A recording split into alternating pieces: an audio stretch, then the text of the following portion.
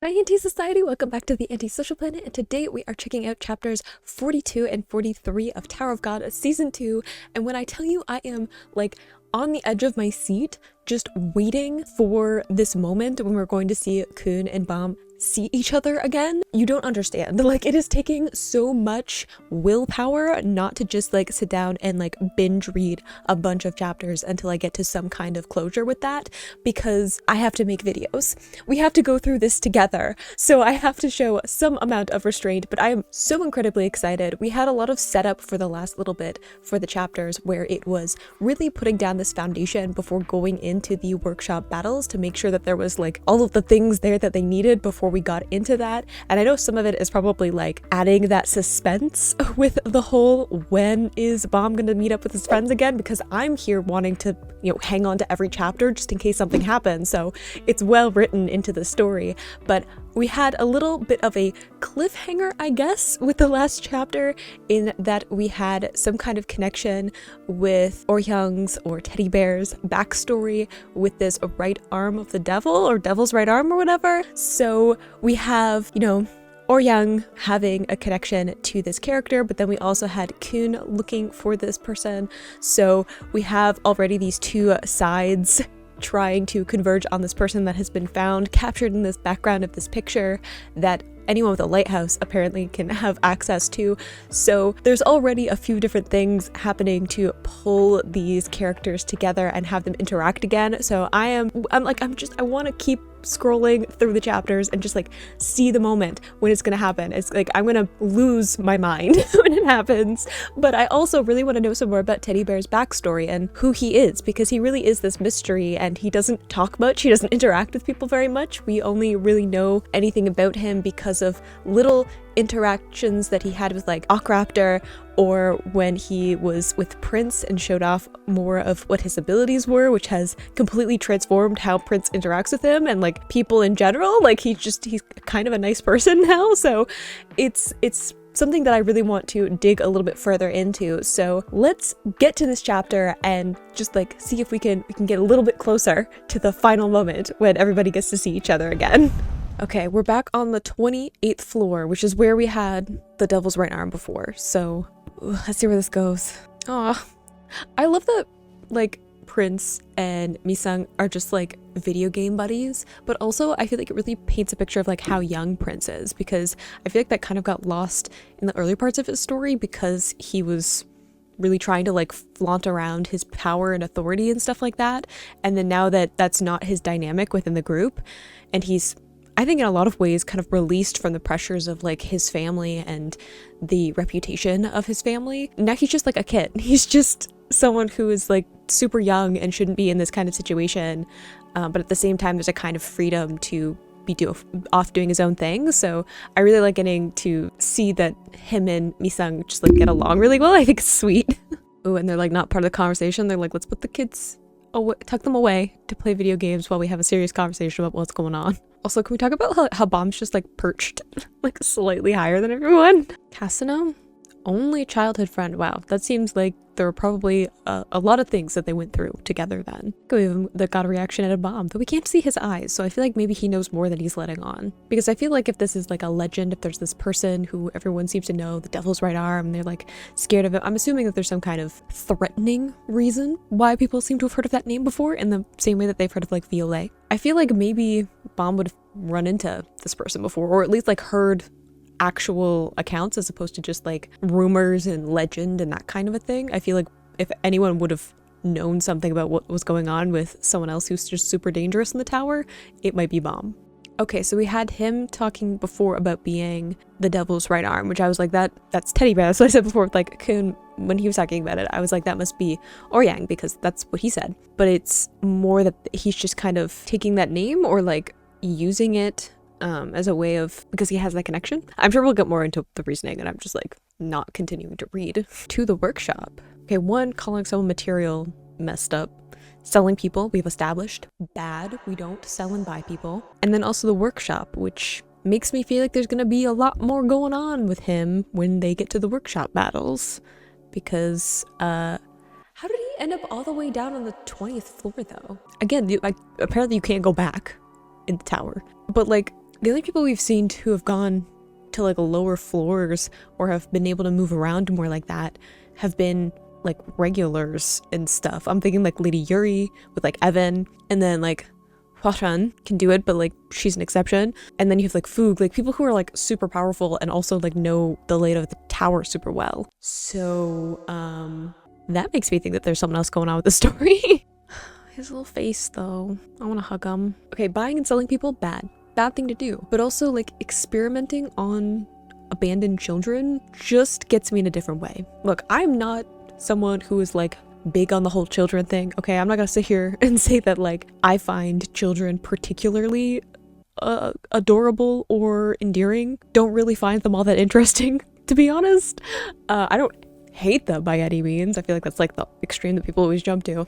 But you're supposed to like protect children because they're young and impressionable and they need people to take care of them. So that, like, I feel like that's just like built into who we should be as people. And the idea of like buying and selling children and then using them for experimentation, I'm assuming for like money and, you know, gaining something in return for them with the whole like workshop battles and stuff. I dislike it a lot. I feel like I don't really have words to describe the feeling that I have towards that kind of thing. I hate that too, where it's like this idea of, before we had like Wangnan, who was like, we're gonna get like these specialty items, we're gonna get some cool items, and then if I remember correctly, you could see like Orhyang's face change, where he was like, you know, like there was something there where he was like, I don't know about that. And it sort of stuck out to me at the time, but like I didn't read it as kind of the grief that I feel like is associated now with it, as opposed to more like doubt or like not wanting that to be the sole motivation for it, is like to gain some kind of weapon. But now it has like a different light shone on it. Like I like the foreshadowing of that, where it's a very small moment and it sticks out, but you don't really know the context of it and how important it is until later. And also I feel like it really shines a light on the reason why he wanted to help out someone who was a member of Foog, because if this is, you know, the workshops, the way that they work now is the system that is put there and allowed by someone like Jihad, then obviously he's going to want to tear that down in some way, because he's had to go through that and probably seen a lot of people that, you know, kids that he was there as a child, other kids that he was interacting with, have these experiments done on them and sacrificed for these weapons that, you know, were going to be used probably to hurt people, to fight with people, and like have more carnage associated with them. It also makes me think of before we had the Black March that had like the spirit in it. I feel like we'll loop back around probably at some point to all of that. I hate that. I had the idea of it like being all just like an experiment on like people. Is this somehow, so was this context for what we saw before with Emily then, where we had the person who was all hooked up to the wires and the tubes and stuff, and had like this feeling of not being like alive or a real person? Because we have here with Oryang talking about like, I didn't know if I was dead or alive, and I didn't really know, like I didn't really have like a life. And I feel like that is sort of connected with that person we saw before. Okay, so that's the connection to the friendship. I have another observation. Isolated experiments, super powerful, long hair, didn't have a life beforehand. Is Bomb connected to this somehow? Because I'm seeing some connections to his story, and it would kind of make sense of why he doesn't have any memory of like anything before waking up in like the underground cavern. A thought. No one tell me if I'm right or not. I want to know if it gets revealed. But if I am, I'm gonna feel real smug. Okay, 21 and 99. Where'd you get your names from then? Come up with them yourself? Someone else got them to you? I feel like they would forge such a bond between people, because there's like all of the trauma, but then also like the isolation, right? Humans just crave interaction, and it's like the same thing we saw before with Bomb and Rachel, where like, of course, Bomb bonded with Rachel to the extreme that he did. She was literally the only thing in his life besides this like dark cavern.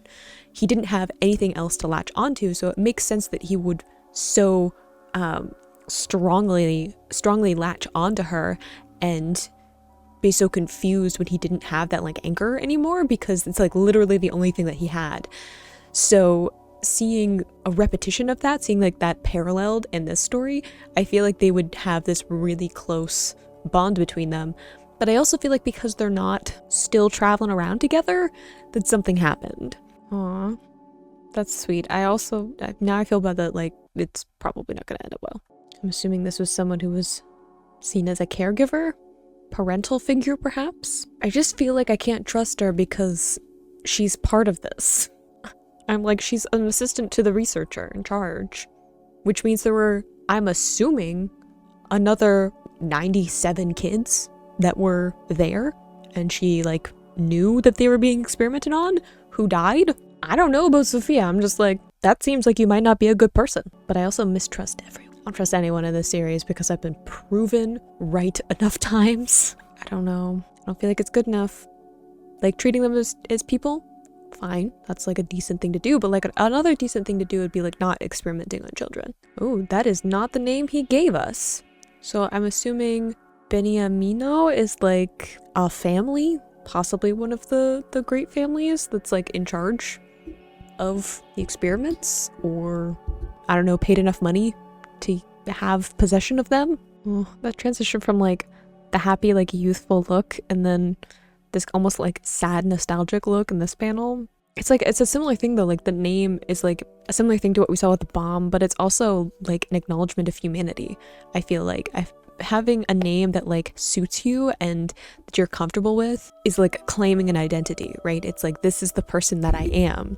There's like a personhood to it as opposed to like a number, right? Or being seen as something that doesn't need that kind of compassion or individuality. And I say that with someone who has a very common name in my part of the world. Like, it is basically useless as a distinguisher from other people because there's always another Sarah around. Oh, I don't trust her, but I also feel like she might not survive this because this seems too happy of an image and they're like, was. So either there's a betrayal or she dies.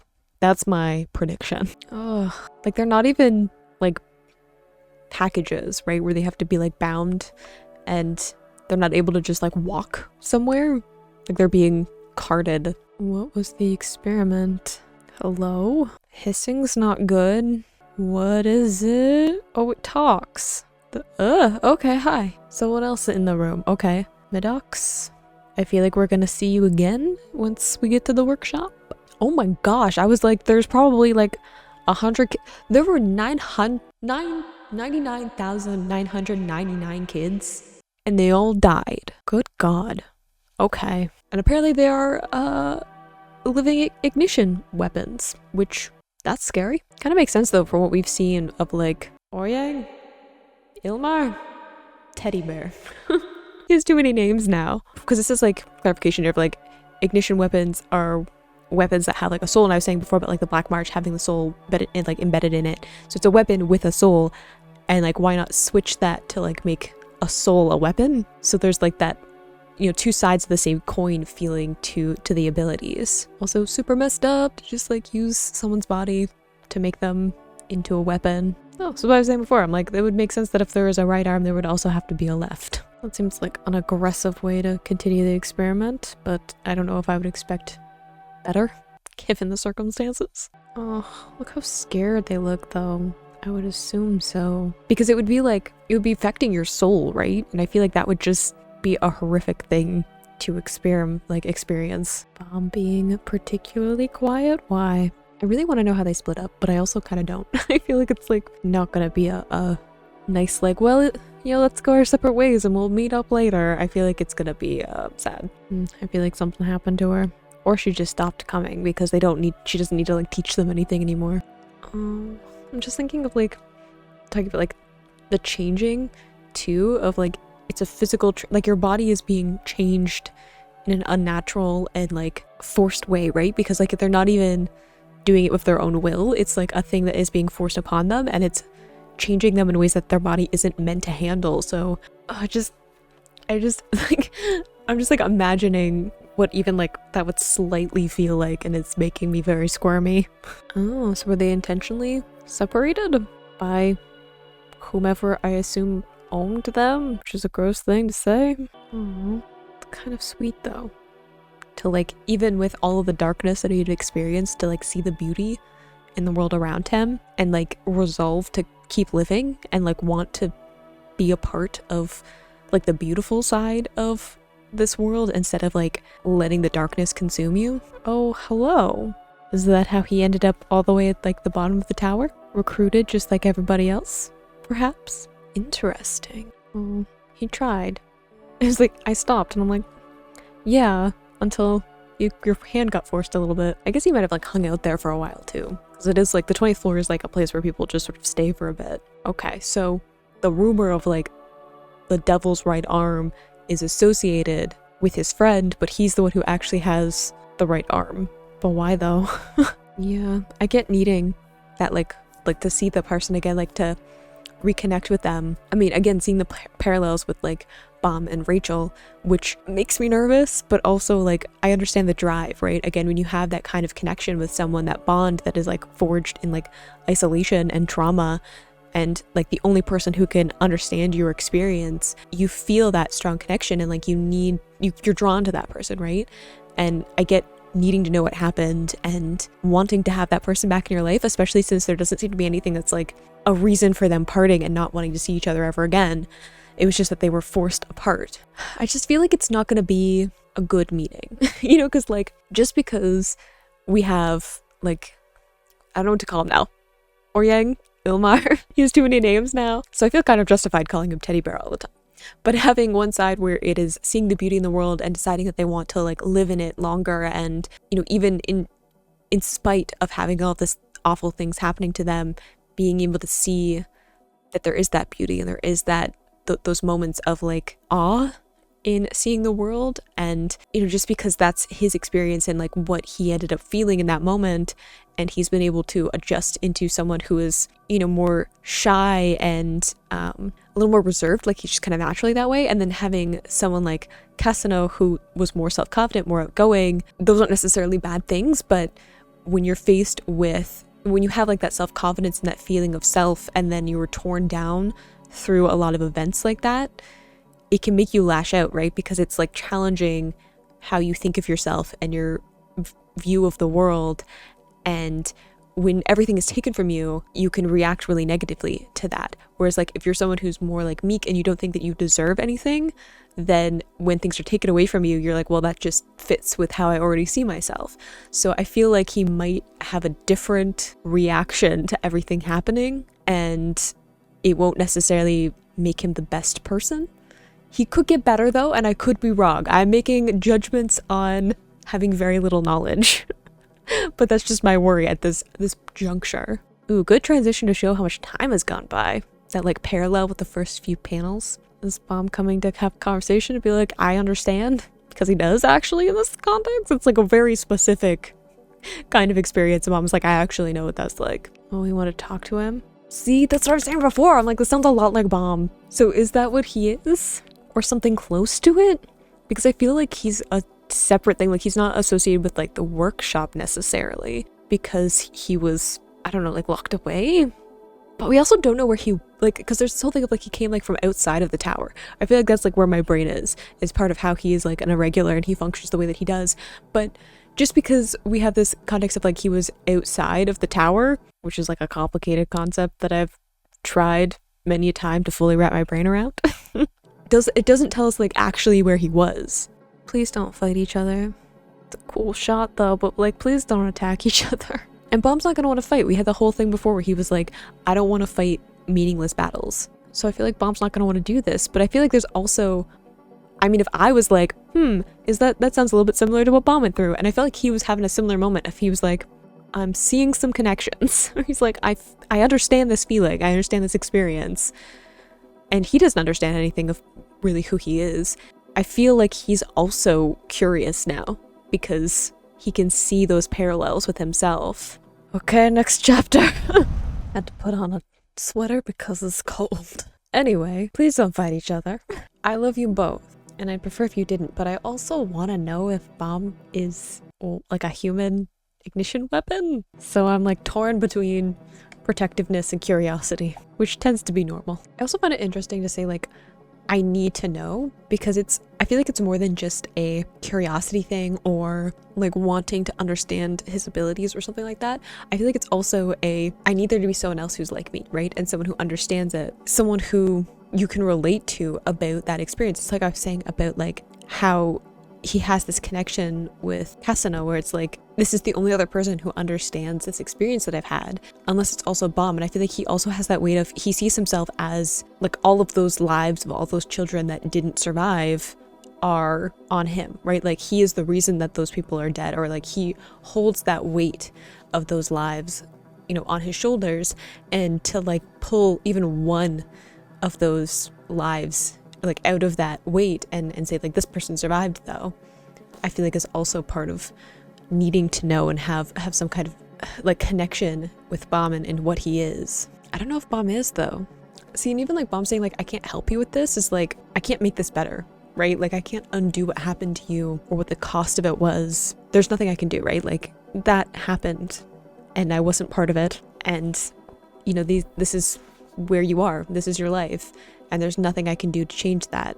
And there's like the desperation, right? And he talked before about there being like a like fury, right? It's like feeling like your body isn't your own, right? Like you're not your own person, and having this thing that kind of takes over you, which I feel like is extremely violating. But also you can't force a Bomb to, like, as much as I'm like, oh, it makes sense that Bomb might be one of these like human ignition weapons, and there's like this crossover with the story and all of these things, but like if he isn't, or he doesn't know about it, or he doesn't want to tell you about it, like you can't force him, you know, to show off his abilities, but you also can't force him to be something that he isn't. If he's just not an ignition weapon, no amount of throwing attacks at him is going to change that. I feel like it is just like this place of like emotion and desperation and like needing there to be one less life that was sacrificed for this, and also to have that connection, to be like, there's someone else who was like me and I can like lean on them, right? Cool shot though, like top down. I guess that's part of it too, of like needing to have more context of why.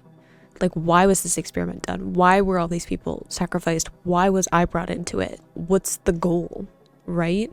It's needing answers to all of that, because we saw his backstory. Like there isn't anything there of like, why was this experiment done? Who was responsible for it, other than like the couple of people that he met that were part of it? But that's not the same as like funding an entire experiment, or, you know, having ownership of these people and things like that. And then why was he taken out of like this isolation? What was he trained for? Why is he just chosen to go through the tower? Like, what is his purpose? I feel like there's so much confusion in like in even his understanding of what his story is and why he is the way that he is, that I feel like that's part of it too. If he can find someone else who's part of this experiment and someone who wasn't like trapped in that room with him, then maybe this person knows more about why this is happening and what's going on. Ooh, the composition of this shot though, with like the swing of the arm, but then you have Bomb and then his hair taking up more of the space with that motion. Good decisions there. See, like I have the right to know the truth. I feel like that's part of it too, of like he needs to know why, and he just doesn't. And I think that that's also something that Bomb can connect to. He doesn't have a backstory either. Like he doesn't know what happened to him before like a certain point, and he doesn't know why he is the way that he is, or like why everyone seems to know more about him than he does, and everyone's manipulating him and has their own agenda for what to do with him. And I feel like Ohyang has like a similar thing there, where like it's feeling like everyone else is like pulling strings, and he's just caught up in this, and he doesn't know what the reason is or what the outcome's gonna be. Yeah, like needing to know why. Like why did he survive? Why did the other kids die? Why does he have to be the one that kind of holds this burden? There's a lot of, I feel like he's like channeling like that rage at Bomb, because like he doesn't have any kind of closure. Gosh, the way that he like towers over Bomb though. Oof. I love the switch in perspective. Like not only does it take time to like reveal that they're like here, but also it's like we have this moment, right, of like getting to the actual crux of like what this issue is, Bomb making that connection, and then something shifts in Bomb and his perspective on the fight, and then we have the panel turning. So it's like something has shifted in what's going on. Like he just takes the hit because he's Bomb and he can just block it. Oh, I also love the contrast of all of these like cool, like cold colors with Bomb's face, and it's partly shrouded and you can't really see his expression. And then you have these warm tones with Ohyang, and you can see his eyes very clearly. One of his eyes anyway. So it's like that shift in like perspective. Like Bomb is pulling back and he's closing off all of those doors and not connecting to this, because it's, I think probably a lot of this is like hitting a little too close to home for Bomb because he can see the similarities, whereas like Ohyang is becoming more and more vulnerable as this is progressing, because you can't keep up those walls when you're like losing control. So there's more vulnerability to him. I don't know if even Bomb knows what's going on with him. See, that's what makes me think of like if Foog, because we know that Bomb was more separate from Foog, at least that's what it seemed like earlier on, but like if there's this experiment going on and there was a survivor, I feel like Foog would have the resources to like sneak that away, hold on to a secret weapon like that. Oh, there's also the parallel here where we can see part of Bomb's face. It's the same as we saw with Oryang, with like the left eye showing and then the hair covering the rest of the face. I love that parallel in the panels. Are we getting some more backstory? It's true that like I really don't know what happened with Foog other than like a little tiny bit of things that we saw in like the immediate aftermath of season 1. Like Bomb could have a lot more knowledge of what's going on than he's portraying, because he doesn't really talk or express all that much anymore. So it's hard to know what is really affecting him and what he knows. I don't know if Bomb would know what to do. Like I was just thinking where it says like you can walk your own path. You have like the power to do anything, right? Change the world, walk your own path. I don't know if Bomb knows what to do if he could walk his own path. Like I said, he's kind of, there's so much of him that's not fully built, you know, like there's so much of him that is like this mystery, this question mark, these fundamental pieces of who he is that he just doesn't know anything about. So how do you figure out what path to walk on your own when you're missing the foundation of like your upbringing and who you are?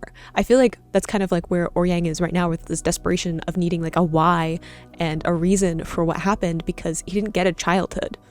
He got a tank that he was stuck in, and then suddenly he was supposed to be like this person, which is like, I feel like a similar thing with Bomb, where he was like in this, you know, like cavern underground locked up, and then suddenly he was like in the tower and there were other people around that he could like make friends with and learn things from and experience stuff and have memories.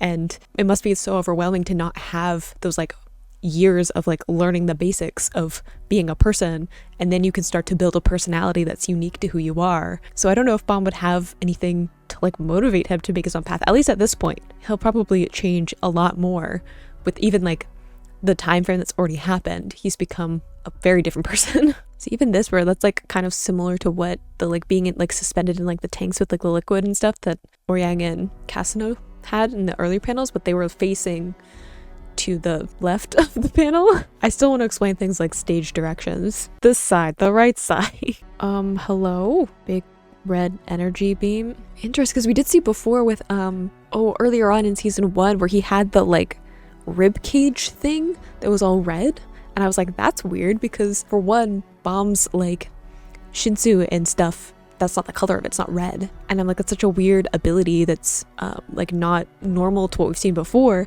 And Oryang was there, so there is like this thing inside of him that is separate from what we've seen and what he usually uses. So what if it is? Because it's like his is red, and then Oryang was like the blue with the like weird, I don't know, flowing creature thing. And his ability manifests as like this blue color. Enhances someone's power to control Shinsu. I mean, Bomb was pretty good at that before, so giving him a boost would just kind of build on top of that. Again, like what I said of like, he might not know how to use it. Like just because you want to force him to use whatever this thing is, whether it is an ignition weapon or not, he doesn't necessarily know how to use it or want to. Or darlings though. Aww. The fact that he's like what I really wanted, and then it's his friends. I'm not gonna cry. I like getting to see them together though. And Hots, Dorsey with her cheeky smile, my rock right there. Why am I so emotional?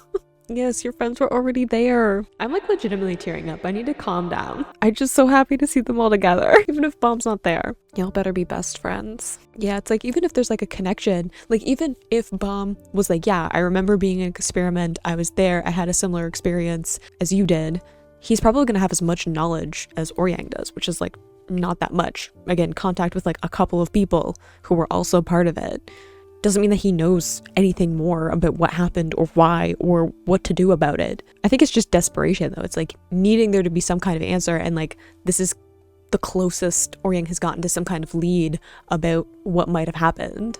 Before you left, where are you going? You're team sweet and sour. You can't just leave. It's because he's going to find his friend and not going with them to the workshop battles. Oh. I don't want you to just leave.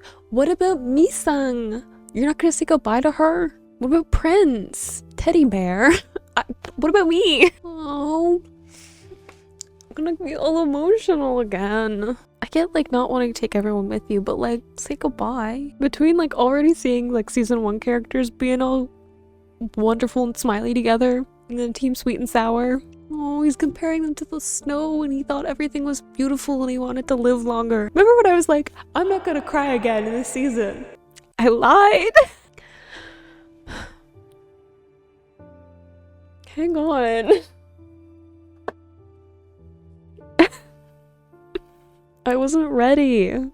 It doesn't have to be. Stay. My heart hurts. You better be careful and be okay and meet up with them again later. Yes. Come back. Oh. Well, I meant your family, not...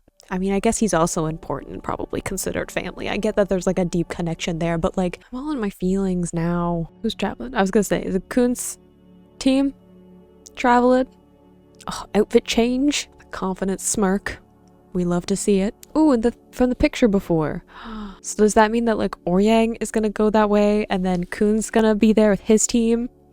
Is Bomb gonna go after them though? Is he gonna be like, hey guys, we have to go after Teddy Bear because he's trying to do this on his own and we can't let that happen because family. The fact that there's literally like a hand, like a statue coming out of the ground though too. Hello? Shadowy figure? Is that Cassino? Lurking? There's a lot of lurking on tall structures in this season. What's up with that? Ugh, I wasn't ready for all the feelings. I feel like there's so much in that. Like, I feel like I wasn't expecting to get all, like, the kind of backstory that we got with Oryang, and it's heartbreaking and terrible, and I feel like I don't fully know how to comprehend it. Like, my brain doesn't know how to wrap around what he was talking about in terms of like the tragedy and trauma of it. But also I wasn't expecting all the parallels with Bomb and like the possibility being there, and even like Bomb saying like it's eerily similar, like I understand a lot of what you're talking about and have similar experiences, and now I'm curious too. I feel like Bomb is gonna have to follow this thread of figuring it out, but I also feel like that might be a motivation of like Bomb going after him and joining in, because he has someone like Wangnan who's like, I'm gonna help you find your friends, and now he's like, I feel like he has a similar thing where he wants to help someone find their friends and their family because that's how he feels, and he wants that support too, and he's gotten that support, so he wants to show that also to his team and his friends. But also this might be his chance to talk to someone else who's had a similar experience to his and figure out what's going on. Like, if all three of them can be together and figure this out, then maybe they can get some kind of answers. Whether or not Bomb is actually part of that or not, he'd at least he knows something. Like, he would know if he's actually been part of this experiment, if that's like where his origins are. So I feel like that might be part of it as well. Do I just want to see Bomb and Kuhn meet again? Maybe, and I feel like this might be a good reason to do that. But I also feel like friendship and calling each other family, and just I was not expecting to have all of the feelings because they're just so sweet together. I just want everyone to be together again, mostly because I want to see everyone in one place. I want to see season 1 and season 2 characters interacting with each other, but also I just want them to be happy and be a family and care about each other. Oh, I'm gonna cry a lot more, aren't I? I feel like that's just going to continue to happen. I can see that happening in the future, but I feel like there's a lot of potential to this, and adds another layer to the workshop battles in terms of the mechanics of it, to say hey, this is how they forge weapons. They find these abandoned children and they sacrifice them to make these different kinds of weapons, and those are the items that people win. It adds that sinister undertone to the whole thing, other than having a battle royale for certain types of items and weapons isn't dark enough. To add the way that these things are put together just adds a whole other layer to it. And I feel like that's gonna be part of another plot line within doing the battles, is gonna be yeah, we're gonna win the battles so that we can progress up the tower and get items that we need to continue that journey and support us. But I feel like the other one's gonna be how do we tear this to the ground? I feel like someone's gonna feel that way, especially Wangnan. I feel like Wangnan finds out about it, he's gonna be how do we tear this whole thing apart? So I feel like that's gonna be his motivation after what happened with Nya and his own experience with loss and stuff, and him wanting to be this person who protects other people who can't really protect themselves. I feel like that fits with his character a lot. So if he finds out, he's gonna be like, oh yeah, let's tear this whole thing to the ground. I mean, we have someone who explodes things and is like a flamethrower walking around. We can do this. We can tear this apart if we want to. So I feel like there's so much more complexity that's being set up about the workshop battles other than like the bare basics that we got when they were introduced.